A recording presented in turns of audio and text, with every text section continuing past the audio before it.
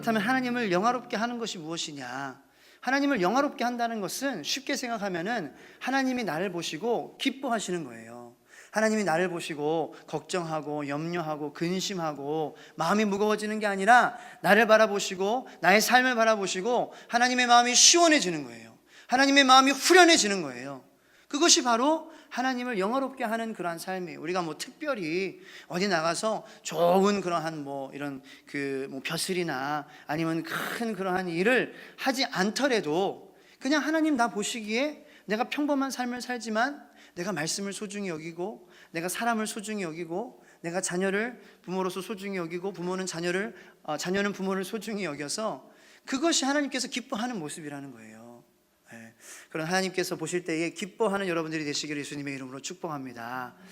우리가 대단한 일을 하지 않아도 우리가 말씀을 소중히 여기고 우리에게 주어진 그 한 달란트라도 하나님께서 주신 달란트니까 귀하잖아요. 그것을 우리가 열심히 하나님을 위하여서 사용하는 것이 바로 하나님께 기쁨이 되는 그러한 삶이겠죠. 자, 여러분들의 신앙생활은 이러한 신앙생활이 되시고 계시는지 한번 오늘 본문 말씀을 통하여서 한번 질문해보는 그러한 시간이 됐으면 좋겠습니다. 나의 삶은 하나님께서 기뻐하시는 삶을 살고 있냐? 근데 내가 어떻게 해야 하나님을 기쁘시게 할 수 있을까라는 우리가 고민을 해야 된다는 거죠. 내가 어떻게 하면 하나님을 기쁘게 할 수 있습니까? 제가 말씀드린 것처럼 사람을 사랑하고 하나님을 사랑하고 하나님을 우선순위에 1순위로 두고 그거잖아요. 그런데 그 모든 것들을 통틀어서 우리는 두 글자로 믿음이라고 하는 것입니다. 믿음. 내가 사람을 사랑하는 것도요, 용서하는 것도요, 하나님을 향한 믿음으로 할 수 있어요. 내가 이 많은 세상에 우리를 유혹하는 현혹하는 것들 중에서 하나님이 최고입니다. 하나님이 가장 커 보이는 그러한 우리의 영적 시선은요, 우리 마음 가운데에 하나님을 향한 분명한 믿음이 있을 때에 그러한 마음을 가질 수 있다는 거죠. 동의하십니까? 그래서 말씀도 믿음이 아니고서는 하나님을 기쁘시게 할 수 없다, 이렇게 기록이 돼 있어요. 히브리서에. 믿음으로 우리는 하나님을 기쁘시게 할 수 있는 거예요. 그리고 그런 믿음을 가졌을 때에 우리는 사랑하고 사랑의 열매가 맺히고 기도의 열매가, 순종의 열매가, 섬김의 열매가, 그리고 인내의 열매가, 오래 참음의 열매가, 감사의 열매가 열리게 된다는 거예요. 그래서 어떻게 보면은 그러한 하나님께서 기뻐하시는 그러한 믿음은 열매와 같이 참 먹음직스럽고 상품 가치가 있고 훌륭한 열매들로 보여지게 되어야 되는 게 정상이다라는 거죠. 저는 여러분들의 믿음이 보이는 믿음이 되기를 예수님의 이름으로 축복합니다. 보이는 믿음, 보여지는 믿음. 우리가 믿음이라 그러면은 그냥 추상적으로 그냥 이렇게 믿는 신념 이런 것. 자, 믿음은 무엇이냐? Faith is being sure of what we hope for. 영어로는 우리가 소망하는 것에 대해서 우리가 확신을 갖는 거예요. 확신을 갖는다는 것은 우리가 그것을 행한다는 것과도 연관이 있어요. 그리고 그 믿음을 통하여서 나타내지고 우리의 확신을 통하여서 우리의 말로, 우리의 행동으로, 우리의 삶의 모습으로 보여지게 되는 것이 믿음이다. 오늘 본문 말씀을 보면은 이 믿음에 대해서 어떠한 믿음이 예수님께서 기뻐하시는 믿음이고 예수님께서 영광 받으시는 그러한 믿음인지, 하나님을 영화롭게 우리가 이렇게 찬양하고 높이는 그러한 삶은 어떠한 믿음을 가진 삶인지 본문 말씀을 통해서 한번 알아보기를 원합니다. 자, 오늘 본문 말씀의 시작에서는 예수님께서 수일 후에 다시 가버나움에 들어가셨다, 집에 계시다는 소문이 들렸다, 이렇게 시작을 하고 있어요. 그리고 2절 말씀에는 많은 사람이 모여서 문 앞에까지도 들어설 자리가 없게 되었다, 소문이 난 거예요. 소문이. 저는 여러분들의 가정도 믿음으로 소문나기를 축복합니다. 이러한 잘못된 이야기로 소문나고 뭔가 그런 안 좋은 소식으로 소문나는 것이 아니라, 와, 저 가정 믿음의 가정이야, 뭔가 달라, 와, 이 표정부터가 달라, 엘리베이터에서 딱 만나자마자 달라, 믿는 사람이야, 그러한 것으로 여러분들이 소문나기를 축복합니다. 여러분들이 자녀들도 믿음으로 소문나는 자녀가 되기를 축복합니다.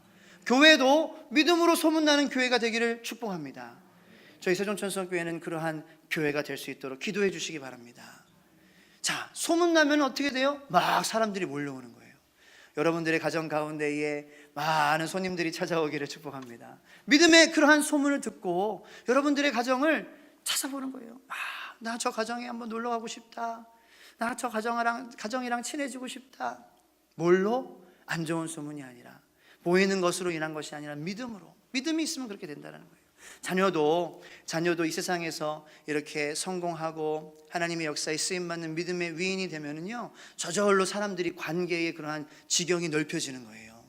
그러니까 하나님과의 나와의 관계, 그 믿음이 확실하면은 이 수평적인 관계도 확실하고 사람들이 좋아하고 신뢰하고 의지할 수밖에 없다는 거죠. 왜냐? 하나님을 소중히 여기는 마음이 있으니까. 하나님이 나를 항상 함께 보신다. 일할 때도 부지런하게 하겠죠. 농땡이 치지 않겠죠. 성실하게 진실하게 하겠죠. 그러한 사람들이 세상에서도 영적으로도 존귀함을 받는 사람들이거든요. 여러분들의 자녀들이 그러한 사람들이 되기를 축복합니다. 정말 믿을 수 있는, 이 사람한테는 내 모든 것을 맡겨도 내가 마음 놓고 다 평안하게 있을 수 있는 그러한 사람들이 여러분들의 자녀가 되기를 바랍니다. 이렇게 소문이 믿음으로 열려야 돼요. 소문의 열매가. 데살로니가 교회도 이러한 소문이 좋았어요. 어떤 소문이 좋았냐? 저희 세종천성교회는 밥이 맛있다, 이런 소문이 지금 퍼지고 있어요. 세종시에 전체적으로. 말씀이 좋았다. 이건 언제 들릴까? 저는 항상 이제 기도하고, 하나님 말씀이 좋은 교회로 소문나게 해 주시오. 기도하는 교회로 소문나게 해 주시옵소서.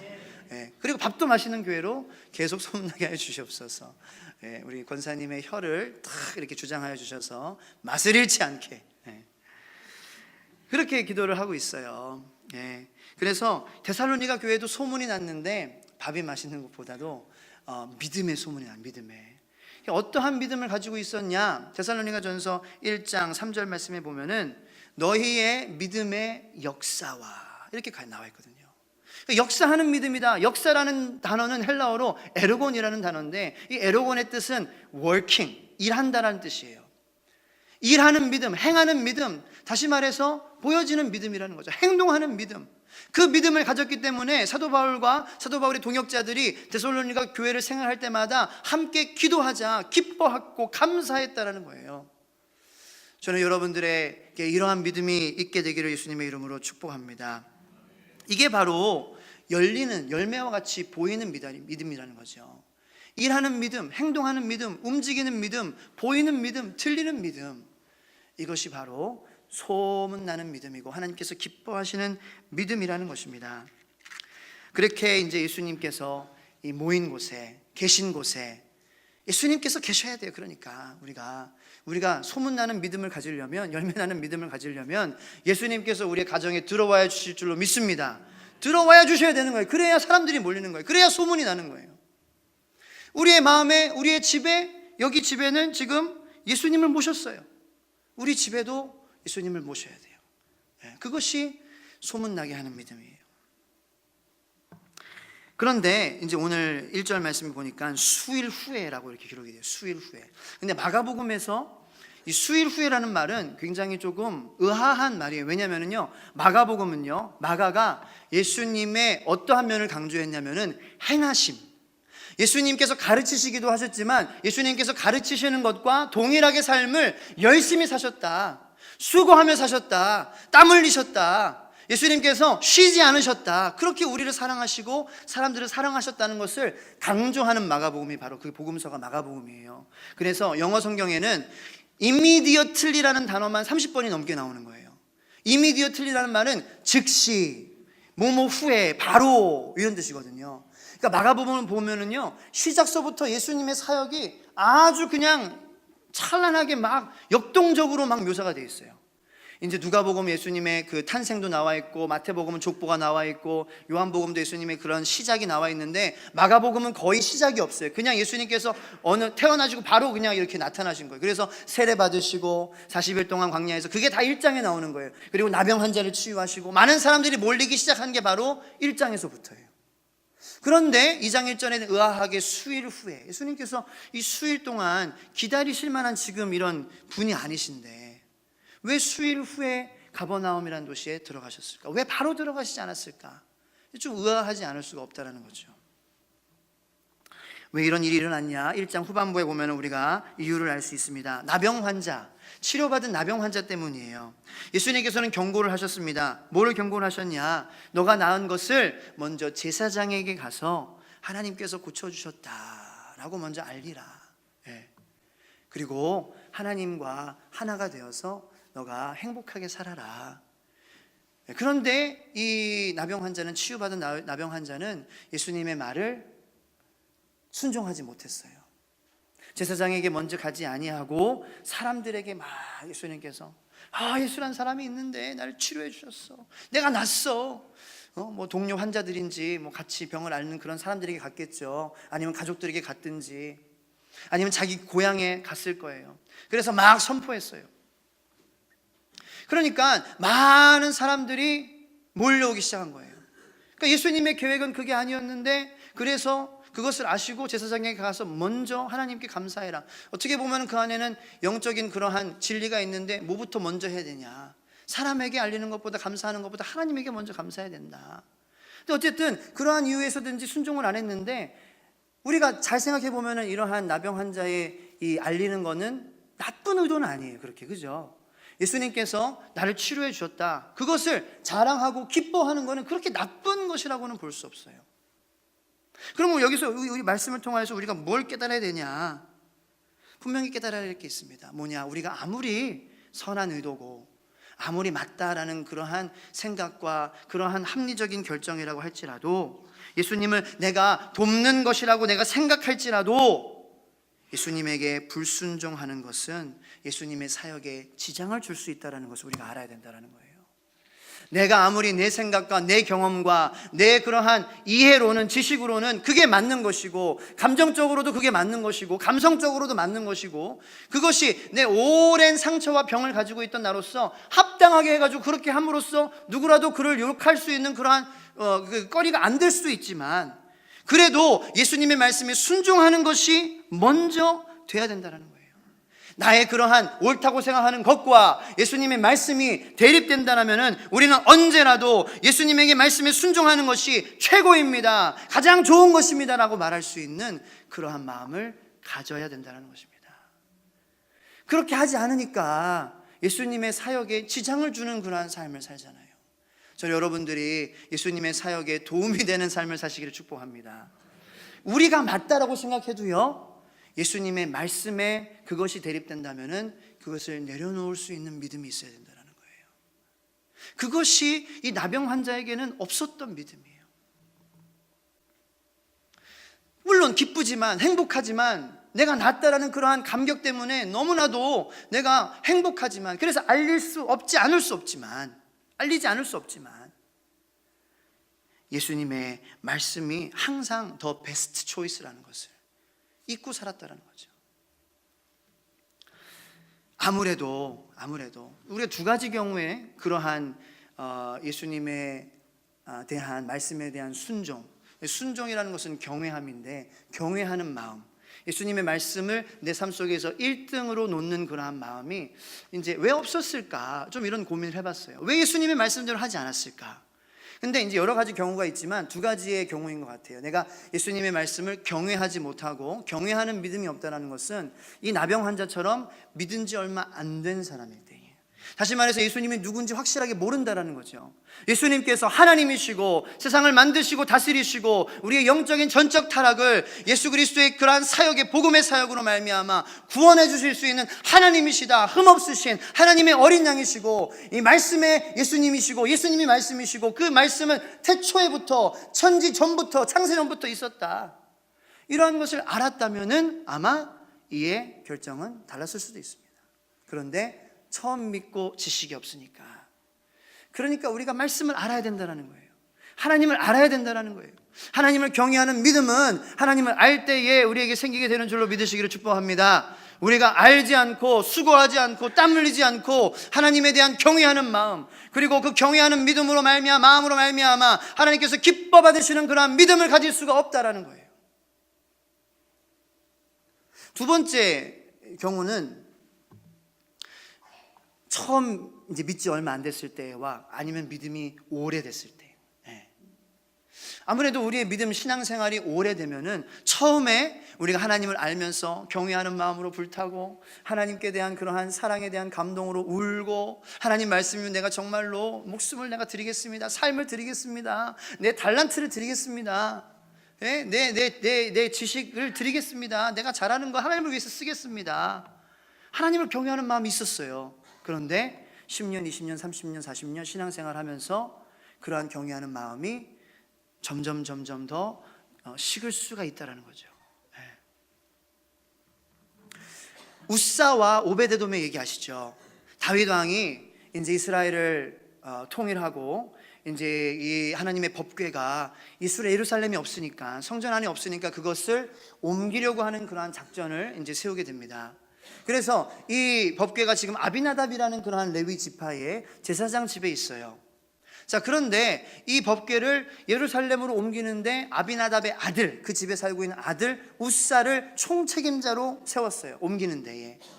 그런데 이 우사도 그러니까 레위 지파 사람이죠. 그런데 이제 우사와 다윗 왕과 많은 그러한 군사들이 행렬을 이뤄가지고 법궤를 소가 끄는 수레에다 싣습니다. 그래가지고 가는데 갑자기 소가 막 난리를 치면서 막 점프를 하는 거예요.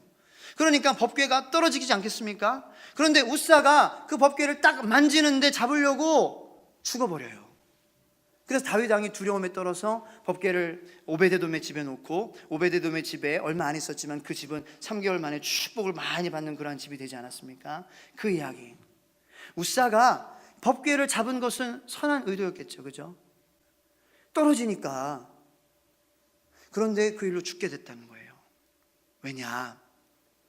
잡아서 죽은 게 아니라 그 잡은 것의 의미는 하나님의 말씀에 대한 불순종이 있었다는 거예요. 하나님을 경외하는 마음이 이 우사의 마음 가운데에 20년이 넘게 자기 집에 법궤가 있어서 그랬는지, 항상 옆에 있어서 그렇게 존귀하게 여기지 못했는지는 모르겠지만, 이 법궤를 수레에 실어서도 안 되고요, 법궤를 이동할 때에는 레위 지파에 정해진 그러한 집안의 사람들이 어깨에 메고 가야 되는 게 그것이 하나님의 율법이고요, 그리고 이것을 절대로 만지면 안 되는 걸 우사가 알고 있었어요. 하지만 선한 의도였지만 그것보다 하나님의 말씀이 먼저 되지 않으니까 우사에게 그러한 불행이 찾아왔다는 거죠. 그러니까 오랜 신앙생활 가운데도 우리가 하나님을 경외하는 마음이 식을 수 있고 죽을 수 있는데, 우리가 항상 하나님을 경외하는 마음으로, 새로운 믿음으로, 날마다 하나님의 말씀으로 우리가 나아가며, 알아도 다 할 수 없는, 알려고 해도 팔려고 해도 다 파지지 않는 그런 하나님의 사랑 가운데에 거하시기를 주님의 이름으로 축복합니다. 그래서 90살, 100살, 110살까지 사시기 바랍니다. 그때까지 하나님을 신선하게 따끈따끈하게 경외하는 믿음이 있기를 축복합니다. 그래야 돼요. 오늘 본문 말씀에서 이 중풍병자를 싣고 이제 도와준 친구들이 등장을 합니다.